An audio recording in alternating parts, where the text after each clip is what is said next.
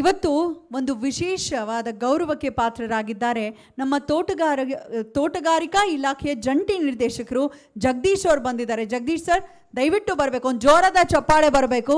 ತೋಟಗಾರಿಕಾ ಇಲಾಖೆ ಒಂದು ರೀತಿ ನಮಗೆ ಬಹಳ ಖುಷಿಯನ್ನು ತರುವಂತಹ ಇಲಾಖೆ. ಅದರ ಜೊತೆಗೆ ನಾವೊಂದು ಮನವಿಯನ್ನು ಇರಿಸ್ತಾ ಇದ್ದೇವೆ ಅವರಿಗೆ ಸನ್ಮಾನ ಮಾಡೋ ಮುಖೇನ. ನಮ್ಮದೊಂದು ಪುಟ್ಟ ಸ್ವಾರ್ಥ ಏನಪ್ಪ ಅಂತ ಹೇಳಿದ್ರೆ, ನೀವು ಅಲ್ಲಿ ಫ್ಲವರ್ ಶೋನ ನೋಡ್ತಿರ್ತೀರಾ ಅಲ್ವಾ, ಗಣರಾಜ್ಯೋತ್ಸವದ ಸಂದರ್ಭದಲ್ಲಿ, ಸ್ವಾತಂತ್ರ್ಯ ದಿನಾಚರಣೆಯ ಸಂದರ್ಭದಲ್ಲಿ.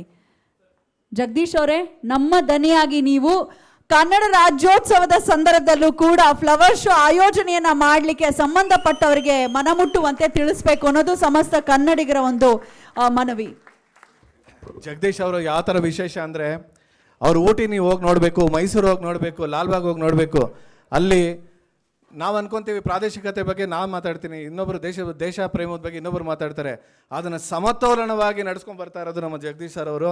ನೀವು ಏನು ಲಾಲ್ಬಾಗ್ನಲ್ಲಿ ನೋಡ್ತೀರಾ, ಒಂದು ನ್ಯಾಷನಲ್ ಫೆಸ್ಟಿವಲ್ಗೆ ಯಾವ ಥರ ಬೇಕೋ ಆ ಥರ ಒಂದು ಅದ್ಭುತವಾಗಿರುವಂಥ ಸೆಟಪ್ಗಳು ಮಾಡಿಸ್ತಾರೆ.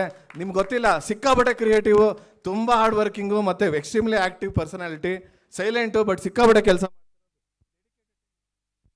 ಡೆಡಿಕೇಟೆಡ್ ಟೀಮ್ ಇಟ್ಕೊಂಡಿದ್ದಾರೆ. ಮತ್ತು ಯಾವಾಗ ಕರ್ನಾಟಕದ ಪ್ರಾದೇಶಿಕತೆ ವಿಚಾರಗಳು ಬರುತ್ತೋ, ಕೆಂಗಲ್ ಹನುಮಂತಯ್ಯ ಅವ್ರದ್ದು ಇರ್ಬೋದು, ಮೊನ್ನೆ ರಾಜ್ಕುಮಾರ್ ಅವ್ರು ಮಾಡಿದ್ರು, ಕೋಟಿ ಜನ ಬಂದಿದ್ರು, ಲಕ್ಷಾಂತರ ಜನ ಬಂದಿದ್ರು. ಬಸವಣ್ಣ ಅವ್ರದ್ದು ಮೊನ್ನೆ ಮಾಡಿದ್ರು, ಅದ್ಭುತ. ಅವ್ರ ಜೊತೆ ನಂಗೆ ಕೆಲಸ ಮಾಡೋಕ್ಕೂ ಅವಕಾಶ ಸಿಕ್ತು, ಸ್ವಲ್ಪ ಓಡಾಡೋಕ್ಕೆ ಅವಕಾಶ ಸಿಕ್ತು. ಅತ್ಯದ್ಭುತವಾದ ಪ್ರಾದೇಶಿಕತೆ ಪ್ರತಿಪಾದನೆ ಮಾಡೋ ಅಂಥವ್ರು ನಮ್ಮ ಗೌರ್ಮೆಂಟ್ ಎಂಪ್ಲಾಯಿ ಆಗಿ ಜಗದೀಶ್ ಅವರು ಕೆಲಸ ಮಾಡ್ತಾಯಿದ್ದಾರೆ. ಗೌರ್ಮೆಂಟ್ ಎಂಪ್ಲಾಯಿ ಕಡೆ ನಿಮಗೆ ತುಂಬ ಕಡಿಮೆ ಈ ಥರ ಒಂದು ಮನಸ್ಸಿನಲ್ಲಿ ಬದ್ಧತೆ ಇಟ್ಕೊಂಡು ಮಾಡೋದು. ಅವರು ಅವ್ರ ಬ್ಲಡ್ನಲ್ಲೇ ಇಟ್ಕೊಂಡ್ಬಿಟ್ಟಿದ್ದಾರೆ. ಈ ಥರ ಒಂದು ಕ್ರಿಯಾತ್ಮಕವಾಗಿ ನಾವು ಶೋಕೇಸ್ ಮಾಡಬೇಕು ಅಂತ ಪ್ರತಿಯೊಂದು ತುಂಬ ಸ್ಟ್ಯಾಂಡರ್ಡಾಗಿ ಮಾಡ್ತಾರೆ. ನೀವು ಊಟಿಗೆ ಹೋಗಬೇಕು, ಊಟಿಯಲ್ಲಿ ನಮ್ಮ ಕರ್ನಾಟಕದ ಸರ್ಕಾರದ್ದು ದೊಡ್ಡ ಗಾರ್ಡನ್ ಇದೆ, ಅದು ಎಲ್ಲ ಅವರು ನೋಡಿಕೊಂಡು ಅತ್ಯದ್ಭುತವಾಗಿದೆ. ಮೈಸೂರಿನಲ್ಲಿ ಮೊನ್ನೆ ಮಾಡಿದರು, ನಾನು ಟಿ ವಿಲಿ ನೋಡ್ತಾ ಇದ್ದೆ, ನೋಡಿದಾಗಲೇ ಗೊತ್ತಾಯ್ತು ಇದು ಯುವತೆ ಕೈ ಚಳಕ ಅಂತ. ಆಮೇಲೆ ಕೇಳಿದೆ, ಸರ್ ನೀವೇನ ಮಾಡಿದ್ದು? ಹೌದು ಅಂತ ಹೇಳಿದ್ರು.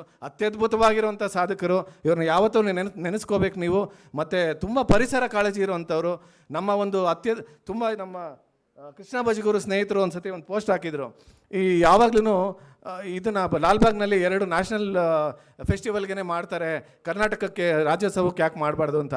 ತುಂಬ ಚೆನ್ನಾಗಿ ಸ್ಟ್ರೈಕ್ ಆಯಿತು ನನಗೆ. ಆಮೇಲೆ ನಮ್ಮ ಸ್ನೇಹಿತರೆಲ್ಲ ಹೋಗಿ ಸರ್ಗೆ ಒಂದು ರಿಕ್ವೆಸ್ಟ್ ಮಾಡಿ, ಈ ಥರ ಒಂದು ಇತಿಹಾಸನ ಸೃಷ್ಟಿ ಮಾಡಬೇಕು.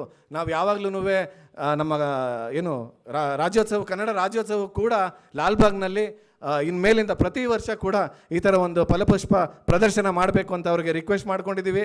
ಇವತ್ತು ಕೂಡ ಎಲ್ಲರ ಪರವಾಗಿ 7 ಕೋಟಿ ಕನ್ನಡ ಜನರ ಪರವಾಗಿ ಇವತ್ತೊಂದು ರಿಕ್ವೆಸ್ಟ್ ಕೊಡ್ತಾ ಇದ್ದೀವಿ, ಆದಷ್ಟು ಮನವಿ ಕೊಡ್ತಾ ಇದ್ದೀವಿ. ಈ ಥರ ಮುಂದೆ ಬರುತ್ತೆ ಅಂತ ನಾವು ಕನಸು ಕಾಣೋಣ. ಅವ್ರಿಗೆ ಏನು ಶಕ್ತಿ ಬೇಕೋ ನಾವು ಹೊರಗಡೆಯಿಂದ ಕೊಡೋಣ ಅಂತ ಹೇಳ್ತಾ ಅವ್ರಿಗೆ ರಿಕ್ವೆಸ್ಟ್ ಎಲ್ಲ ಮನವಿ ಕೊಡ್ತಾ ಇದ್ದೀವಿ. ಅದ್ಭುತ. ಈ ಕೆಲಸಗಳಾಗಬೇಕು. ನೀವು ಎಲ್ಲೇ ಹೋಗಿ ಏನೇ ಮಾಡ್ತಾ ಇರಿ, ಯಾವುದೇ ಸ್ಥಾನದಲ್ಲಿರಿ, ಆದರೆ ನಿಮಗೆ ಅವಕಾಶ ಸಿಕ್ಕಿದ್ರೆ ಕನ್ನಡ ಕೆಲಸವನ್ನು ಮಾಡಿ, ಕನ್ನಡದ ಇತಿಹಾಸವನ್ನು ಸೃಷ್ಟಿಸಿದಂತಹ ಅರಸುಗಳ ಚರಿತ್ರೆಯನ್ನು ಮತ್ತೆ ನೆನಪಿಸುವಂಥ ಪ್ರಯತ್ನ ಹೀಗಾಗಲಿ. ಸರ್ ಧನ್ಯವಾದಗಳು. ಇನ್ನು ಮುಂದೆ 3 ಬಾರಿ ಫಲಪುಷ್ಪ ಪ್ರದರ್ಶನ ಆಗುವಂತಾಗಲಿ. 3ನೇದು ಯಾವುದಾದ್ರು ರಾಜ್ಯೋತ್ಸವದ ಸಮಯಕ್ಕೆ ಒಂದು ಜೋರಾದ ಚಪ್ಪಾಳೆ. ಆಮೇಲೆ ಅನ್ಕೋಬಾರ್ದು, ಏನಪ್ಪ ಸನ್ಮಾನ ಮಾಡೋಕ್ಕೆ ಕರೆದ್ಬಿಟ್ಟು ಮನವಿನೂ ಕೊಟ್ಟಿದ್ದಾರೆ ಅಂತ. ಖಂಡಿತ ನೀವು ಮಾಡ್ತೀರಾ ಅಂತ ಗೊತ್ತಿದೆ, ಅದಕ್ಕಾಗಿ ಎಲ್ರಿಗೂ ನಮಸ್ಕಾರ. ಹೆಚ್ಚು ಮಾತಾಡೋಕ್ಕೆ ಹೋಗಲ್ಲ. ಎಲ್ಲ ನಮ್ಮ ಆತ್ಮೀಯ ಹಿತೈಷಿಗಳು ಹೇಳಿದಾಗೆ ಲಾಲ್ಬಾಗ್ ಫಲಪುಷ್ಪ ಪ್ರದರ್ಶನಗಳು ಜಾಗತಿಕವಾಗಿ 3ನೇ ಸ್ಥಾನದಲ್ಲಿದೆ, ಅಮೆರಿಕ ಮತ್ತು ಲಂಡನ್ನ ಹೊರತುಪಡಿಸಿದರೆ. ಸುಮಾರು 215 ಫಲಪುಷ್ಪ ಪ್ರದರ್ಶನ ಕಂಡಿರ್ತಕ್ಕಂಥ ಐತಿಹಾಸಿಕ ಲಾಲ್ಬಾಗ್ ಮತ್ತು ಗಾಜಿನ ಮನೆ ಇದುವರೆಗೂ ಕೂಡ ಕೇವಲ ಫಲಪುಷ್ಪಗಳನ್ನು ಮಾತ್ರ ಇಡ್ತಾಯಿದ್ವಿ.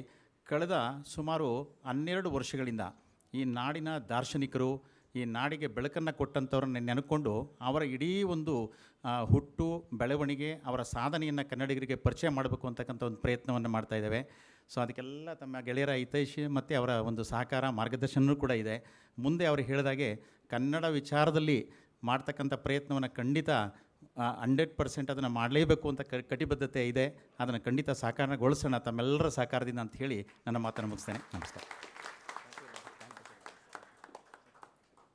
ಹಿರಿಯರೊಂದು ಮಾತಿದೆ, ಉಪ್ಪಿಟ್ಟವ್ರನ್ನ ಮುಪ್ಪಿನವರೆಗೂ ಮರಿಬಾರ್ದಂತೆ. ಹಂಗಿರೋದ್ರಲ್ಲಿ ಇಂತಹ ಇತಿಹಾಸ ಪುರುಷರನ್ನ ಸ್ಮರಿಸ್ಕೊಳ್ಳೋದ್ರಿಂದ ನಾವೇನು ಋಣವನ್ನು ಕಳ್ಕೋತಿಲ್ಲ, ಋಣಭಾರ ಸ್ವಲ್ಪ ಕಮ್ಮಿ ಮಾಡ್ಕೊಳ್ಬಹುದು ಅಷ್ಟೇ, ಅವರ ಚರಿತ್ರೆಯನ್ನು ಕೊಂಡಾಡೋ ಮುಖೇನ.